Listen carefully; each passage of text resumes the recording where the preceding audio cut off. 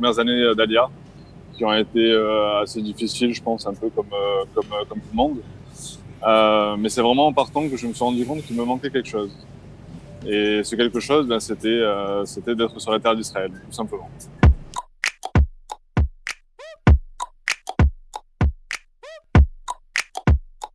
Bienvenue dans Pas d'amalgame, l'émission où on décrypte les sujets de société qui secouent le pays d'Israël. Et aujourd'hui, on va parler Alia. On fait son Alia par sionisme, parce qu'on craint la montée de l'antisémitisme là où on vit, ou bien parce qu'Israël semble une seconde chance pleine de promesses pour redonner un sens à sa vie. Et puis, on se retrouve parfois face à une réalité bien différente que celle qu'on avait imaginée. Pour en parler à ma gauche, le Rav Eli Kling, qui dirige un séminaire pour jeunes filles dans le sud du pays et qui défend l'idée d'une Alia qui est une exigence biblique et qui ne se discute même pas. Pas exactement. Alors, on va en discuter. À ma droite, Aria Bitbol, qui est en charge du département européen à l'expérience israélienne et qui est le futur directeur de l'Agence juive. Donc, vous l'aurez compris, les deux personnes ici vont défendre l'Alia. Et on a en ligne, pour démarrer l'émission, Shirley. Alors, Shirley, vous avez 31 ans, vous êtes belge.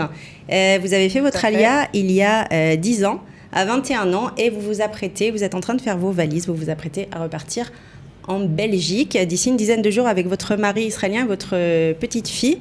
Racontez-nous ce qui s'est passé entre votre venue pleine de rêves et puis aujourd'hui.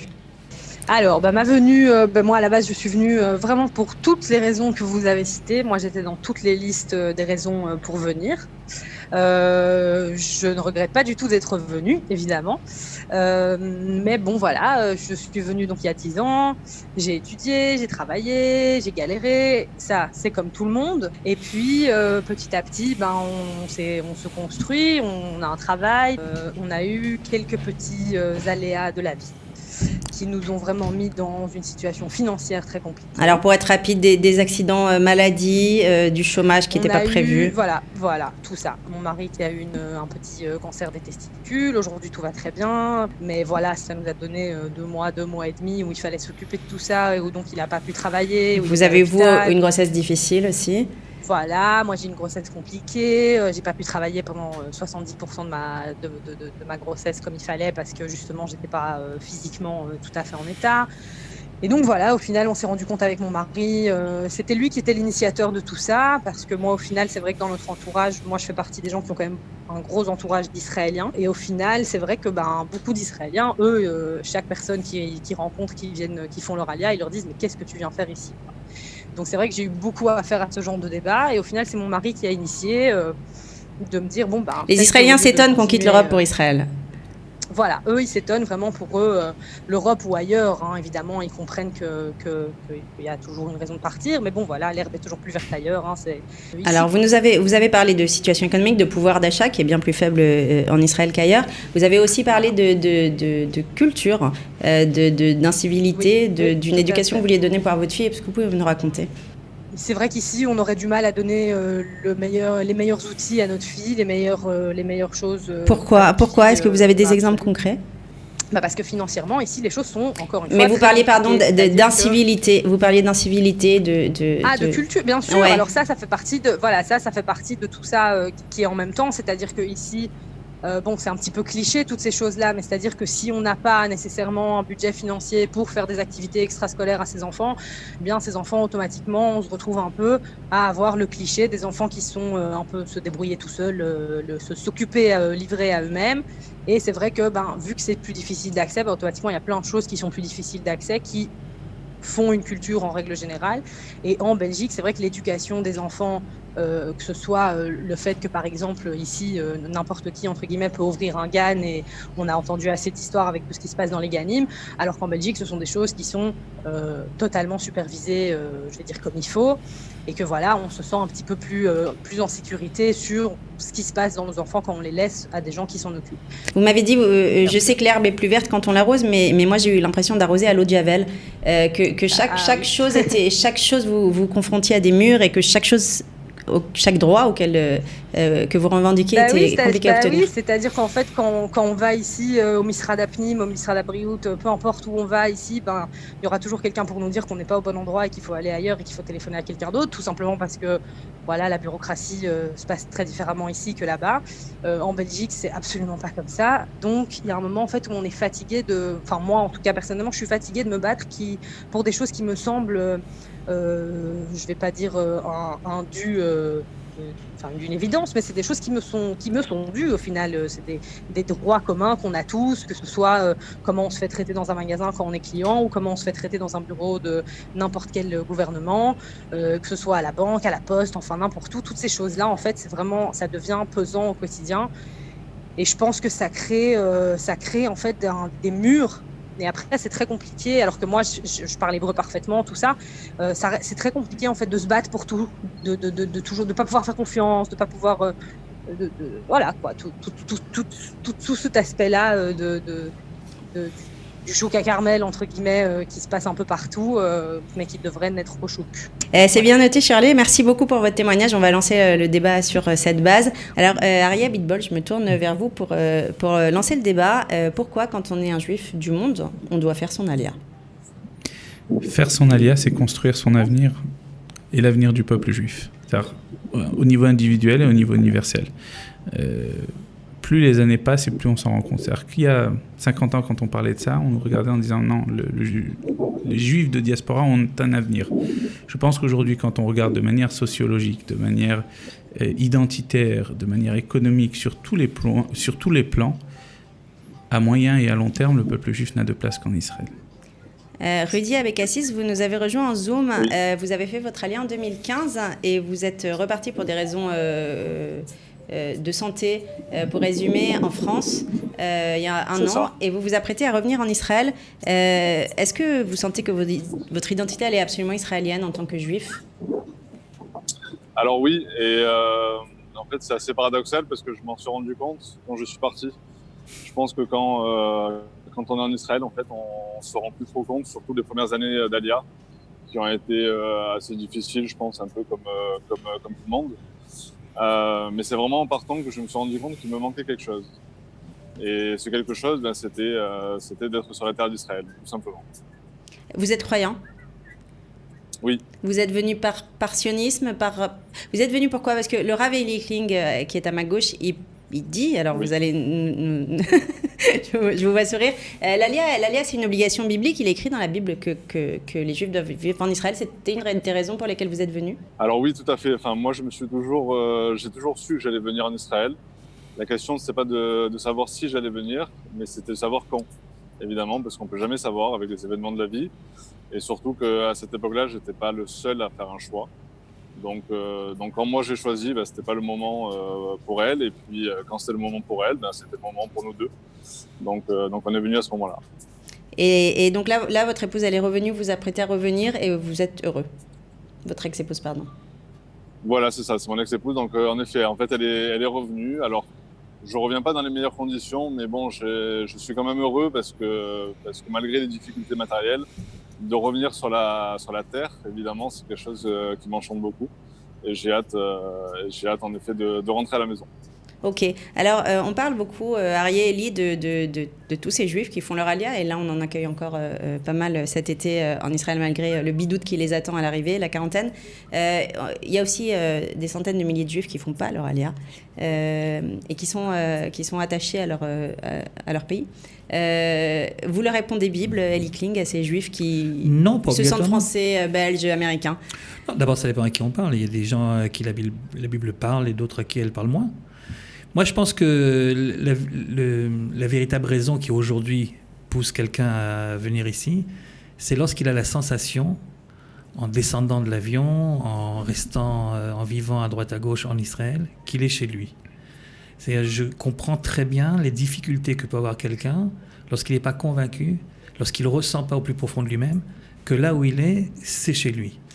À partir du moment où ça s'est acquis, je ne dis pas qu'il n'y a pas de difficultés, mais les difficultés prennent des proportions différentes.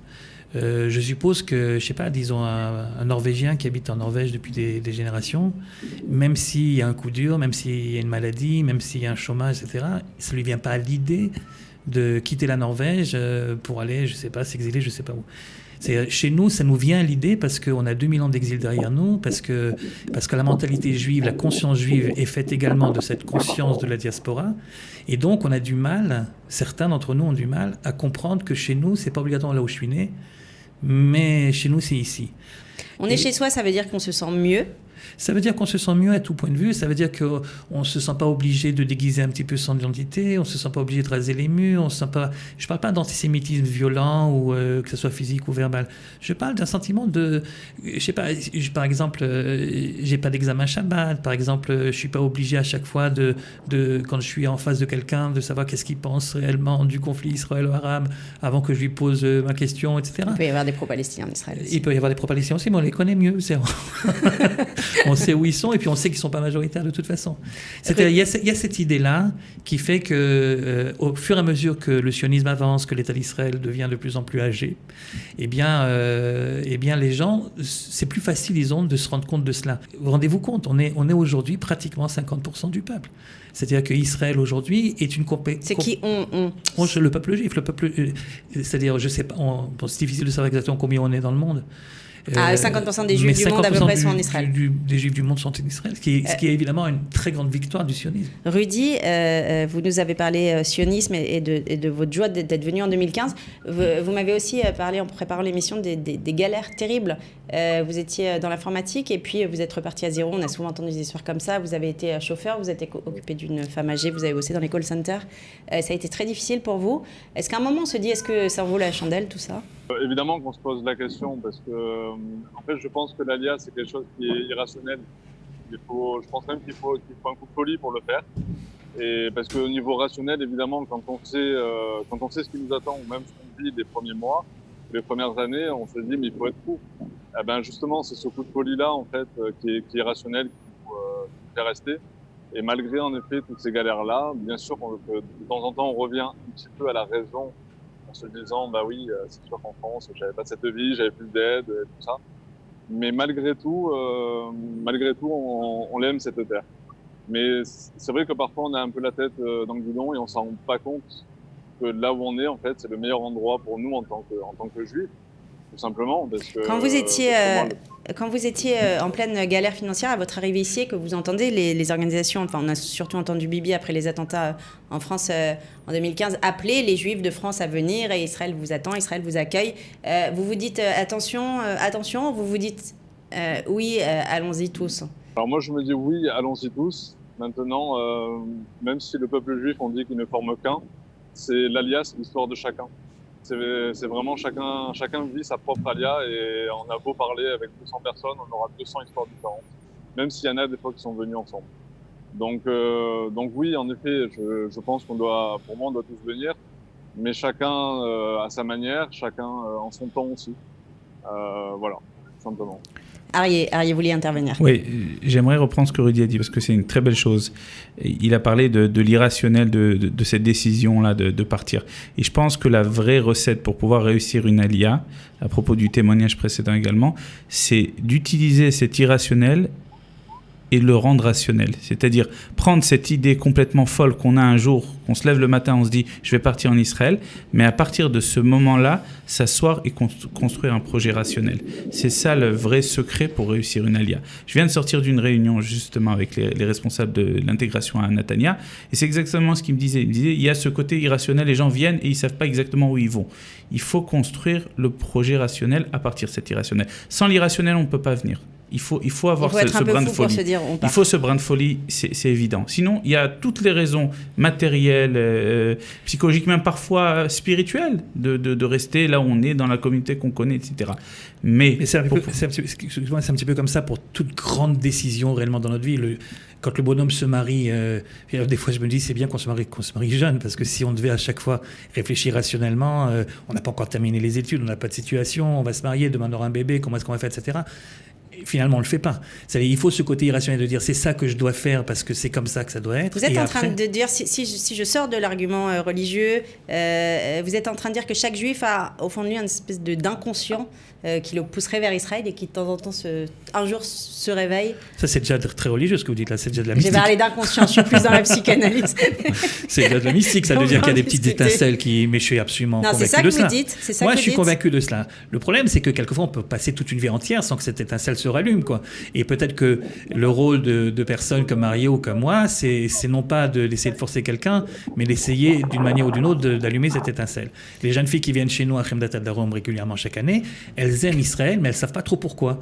Et donc, c'est ce que disait tout à l'heure Ariel, c'est-à-dire ce côté je sais au plus profond de moi que c'est ça qui doit être.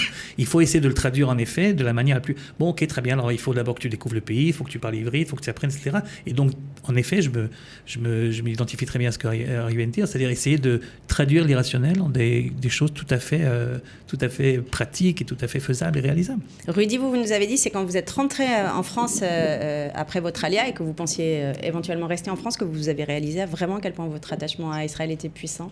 Oui, exactement. Après, sans forcément comparer ou sans forcément dénigrer n'importe quel pays, et surtout pas la France, que j'aime quand même. Je pense en effet que la place en fait dans le juif, ça reste en Eretz Israël pour des tas de raisons bien sûr. Et moi en fait, je m'en suis rendu compte. Je pense qu'il m'a fallu. De toute façon, il n'y a rien qui arrive au hasard. Et même si c'est pas pour une bonne raison que je suis revenu en France. Votre ex-femme a eu de très lourds problèmes de santé, pour résumer. Voilà, tout à fait. Elle a eu des graves problèmes de santé. Baruch Hashem, ça va plutôt vers le positif aujourd'hui. C'est pour ça qu'elle a pu rentrer aussi avec les enfants. Et oui, en effet, moi, de toute façon, je pense que c'est pas arrivé pour rien. Et je vous avoue que j'ai eu des phases aussi moi-même où je me mettais à critiquer en fait tout simplement le pays en me disant mais enfin voilà. Parce qu'ils n'ont pas aidé votre femme, c'est-à-dire que votre femme avait l'assurance d'être mieux soignée en France, c'est ça? Il y a eu ça, mais ça c'était plutôt sur la fin. Mais même au niveau travail, il y a eu des moments où moi-même je me suis mis à me dire mais pourquoi le pays fonctionne comme ça, pourquoi c'est si dur. Mais quoi qu'il arrive en fait en partant, on se rend compte de cette différence énorme qu'il y a en fait avec les autres pays. Vous vous sentez français, Rudy? Je me sens français parce que je parle plus français qu'hébreu. Et puis j'ai cette culture-là. J'ai vécu la plus grande majorité de ma vie en France. Donc cette culture française, mais dont je suis fier d'ailleurs.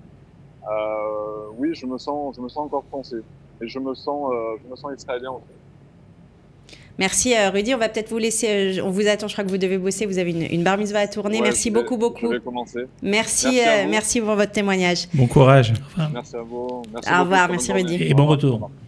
Arya Bitbol, il dit qu'il se sent français, Rudy. On entend beaucoup ici des gens qui disent moi la France je m'en fiche. D'ailleurs là on l'a vu, c'est intéressant pendant cette période du corona, des gens qui n'avaient pas du tout fait leur papier français et qui se sont retrouvés coincés, qui avaient envie de rentrer en France voir leur famille. La France, ils arrivent, ils zappent. On a même vu plus tôt dans la génération précédente des parents qui n'apprenaient pas à parler français à leurs enfants. Qu'est-ce que vous leur dites ça qu'est-ce que vous allez leur dire aux futurs candidats à l'ALIA? Le rapport à la France, il entre comment dans l'équation? Écoutez, moi, ce qui me dérange dans le discours de manière générale, c'est, comme le Rav Kling, je pose la question à un jeune, pourquoi Israël? Et très souvent, j'entends trois types de réponses. Il y a des réponses très rationnelles, des études, je veux aller au Technion, je veux faire tel type d'études, etc. Vous savez, la réponse qui va être, et c'est celle qui pose plus problème, de dénigrer la France, de dire en France, j'ai vécu l'antisémitisme, je ne peux plus supporter être ici, etc., etc. Et vous avez le troisième discours dont on parlait précédemment, c'est le jeune qui me regarde bizarrement quand je lui pose cette question, il ne comprend même pas la question. Parce que pour lui, c'est bien évident que sa place, c'est en Israël. Jusqu'à 18 ans, il est sous l'autorité de ses parents, donc il a fait ce que ses parents lui ont dit de faire. Mais à 18 ans, mais ça, c'est dans certains milieux, c'est pas dans tous les milieux. Pas forcément. Vous savez, parfois j'entends ça de la part de jeunes. Moi, je m'occupe pas de jeunes religieux, je m'occupe de jeunes qui viennent de tous les milieux. Certains le sont, d'autres ne le sont pas du tout. Il faut être dans une école juive. Pas du tout. Bien au contraire. Ouais. Sachez que très souvent, j'ai des jeunes comme ça qui me regardent, qui me disent ça fait partie de mon identité au niveau historique, au niveau culturel, et qui comprennent cela. Mais pour reprendre votre question, ceux qui vont dénigrer la France, pour moi, c'est quelque chose qui me met déjà une petite alerte. Parce qu'on ne part pas parce qu'on n'est pas bien en France. On doit partir parce qu'on a un idéal et parce qu'on comprend qu'on est chez soi. Sauf que dans les faits, c'est pas ça qui se passe. Souvent, on part, on part par sionisme, on part peut-être pour l'étincelle, mais on part aussi parce qu'en France, ça va pas très fort. Il y a un certain nombre de gens qui sont partis. On sait que je crois que les diplômés, parmi les gens qui ont fait leur alia, le chiffre des diplômés est pas énorme. On part parce que ça va moyennement en France. Je ne suis pas sûr. Ça, c'est quelque chose à vérifier. Je pense qu'il y a toujours une part d'idéologie, une part de qu'elle soit religieuse. Sinon, ils iraient au Canada ou aux États-Unis. C'est uniquement le... On peut venir en Israël quand on est juif, ce qui facilite énormément les choses. Non, je ne dis pas qu'il n'y a pas de problème en France. À quel point la France est importante dans l'identité des gens qui arrivent? On ne peut pas rejeter une identité. C'est-à-dire, moi, je suis arrivé, donc j'avais 23 ans, je crois, 24 ans. 24 ans de la vie de quelqu'un qui a appris là-bas sa langue maternelle, qui a appris là-bas la culture, etc., et qui est une culture riche et sympathique et très attrayante, et hors de question de mettre ça de côté. Ceci dit, je comprends très bien que quelquefois, quand on fait cette coupure, ça nous aide un petit peu au départ à dire, OK, maintenant je plonge dans l'identité israélienne entièrement, et donc pour l'instant, en tout cas, je mets de côté, je comprends, j'entends ceux qui disent, je ne veux pas parler français à la maison parce que je veux que mes enfants ils parlent israélien et l'ivri tout de suite. Je peux comprendre ça. Après, une fois qu'on sent moins cette obligation à s'intégrer, alors tout d'un coup on se dit je vais quand même ça m'intéresserait quand même qu'ils puissent lire Alexandre Dumas dans le texte, quoi. Alors du coup je commence à leur apprendre le truc. Je comprends cette démarche. Évidemment, si on pouvait faire marche en arrière, on aurait dès le départ quelque chose d'un petit peu plus équilibré entre d'un côté cette grande volonté de rentrer complètement dans le côté israélien, c'est y compris, la culture musicale, la culture littéraire, etc. Mais en même temps, de ne pas dénigrer pour autant ce qu'on a reçu là-bas et qui non seulement est un plus, mais peut également nous aider à une certaine approche différente de la société israélienne. Mais vous, la notion de juif français, elle est un peu étrange. Oui, parce que juif français, ça voudrait dire que juif, c'est une religion, puisqu'on ne peut pas avoir deux nationalités en même temps. Donc si je suis juif français, c'est quelqu'un qui dit voilà, moi je suis juif français, c'est comme si quelqu'un qui disait voilà, je suis français, j'ai une confession juive. Je suis français italien. Juif français, ça vous choque aussi? C'est pas depuis que les juifs ont retrouvé leur identité nationale, il est de plus en plus compliqué à dire je suis juif anglais, juif français, etc. Mais je veux dire, le problème c'est la traduction du mot. On n'est pas des juifs, on est des judéens. Yehudi, c'est judéen, c'est pas juif. Le mot juif, c'est un mot qui a été changé au cours de l'histoire, qui est devenu d'ailleurs péjoratif. Dans la plupart des langues, c'est un mot péjoratif, judío en espagnol. Moi, j'ai grandi, je faisais mes vacances en Espagne, on me traitait de judío. Juif, c'est pas une religion pour vous non plus? Non, c'est une nation. Alors, on arrive un petit peu en vérité au cœur de la question. L'identité juive et l'identité israélienne, elles sont à des milliers de kilomètres d'écart pourtant. C'est une question de définition de nouveau. C'est-à-dire, voilà, pour remettre les choses dans les... je veux dire, pourquoi je parle de ça? Parce que quand on est juif et qu'on passe ses vacances en Israël et qu'on a une vision d'Israël qui est le pays des juifs, et quand on arrive en Israël et qu'on voit des Israéliens, et on se dit, mais c'est pas ça pour moi les juifs. C'est pas le judaïsme que j'ai connu. Il y a un océan. Pourquoi? Vous dites que c'est la même chose les juifs et les Israéliens. Non, il est possible que ma manière à voir de concevoir le judaïsme quand j'étais là-bas n'était pas une manière entière de la voir. Je connaissais une partie du judaïsme, une partie de la judaïté, et je pensais que c'était ça, l'identité juive à 100%. Et en arrivant ici, je m'aperçois que l'identité juive, elle est beaucoup plus vaste que tout cela. Et la composante qui était la mienne quand j'étais en diaspora, c'est qu'une petite partie de cette composante qui est beaucoup plus grande. Donc c'est la société israélienne aujourd'hui qui représente réellement Manitou. Elle-même est le peuple juif. Justement, j'allais citer Manitou, mais je vais essayer le rabbin le faire. Manitou parlait de ça, c'est-à-dire qu'il y a une mutation. On passe de juif à israélien, et il dit, lui, qu'on passera à hébreu, c'est-à-dire qu'on sera encore en une troisième mutation. Je voudrais raconter une petite histoire. J'ai ramené des jeunes de Itamar, après l'attentat de la famille Fogel. Et j'ai ramené 3 jeunes pour parler un petit peu de la vie à Itamar, à Paris, quand j'étais en mission pour la première fois. Et je lui ai demandé sa date de naissance, pour pouvoir lui commander un billet de train. Il était incapable de me donner sa date. Il connaissait que sa date hébraïque. C'est-à-dire qu'il n'avait aucune capacité à comprendre qu'est-ce que je voulais de lui, puisque je lui demandais une date civile qu'il ne connaissait pas.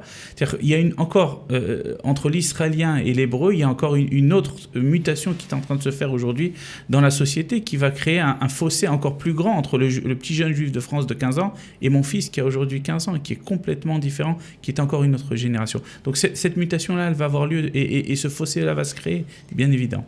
On doit clôturer l'émission. Je vais vous poser une dernière question très provoque, mais en même temps, on peut la poser. Est-ce que l'ALIA, vous allez me répondre rapidement tous les deux, je suis désolée, est-ce que l'ALIA ne risque pas de tuer l'identité juive? Je suis dans la prolongation de ce que je vous ai dit. Est-ce qu'on n'est pas juif quand on est au milieu de non-juifs, plus juif en tout cas, Eli Kling? Non, pas du tout. Non. L'ALIA, au contraire, renforce l'identité juive. Elle lui donne les composantes qu'elle n'avait pas au départ. C'est-à-dire, l'histoire juive ne commence pas avec l'exil. L'histoire juive commence avec la présence de la nation juive en Eretz Israël. Et il y avait toutes sortes de juifs qui pensaient toutes sortes de choses et qui étaient liés par une Torah et par une histoire. Ces juifs-là sont partis en exil et on leur a pris, en faisant cela, on leur a pris tout le côté souveraineté juive et en fait tout le côté national. Ce qui a permis ensuite, donc on s'est retrouvé autour de l'aspect religieux uniquement. Et ensuite, la confusion a fait qu'on a cru que c'était ça l'identité juive entière. Et puis, lorsque depuis quelque temps on revient ici, on retrouve une véritable identité beaucoup plus grande, beaucoup plus large et beaucoup plus authentique finalement. Donc, vous comprenez, Ariel Bitbol, cette question-là? Est-ce qu'on n'est pas plus juif ailleurs? Sur certains points, oui, mais si être juif est une religion, peut-être. Mais nous sommes une nation et nous sommes beaucoup plus liés à notre nation sur notre terre. Merci beaucoup à tous les deux, Ariel Bitbol, Rudy qui est à Marseille et Shirley encore pour quelques jours en Israël. À bientôt, merci, au revoir. Au revoir.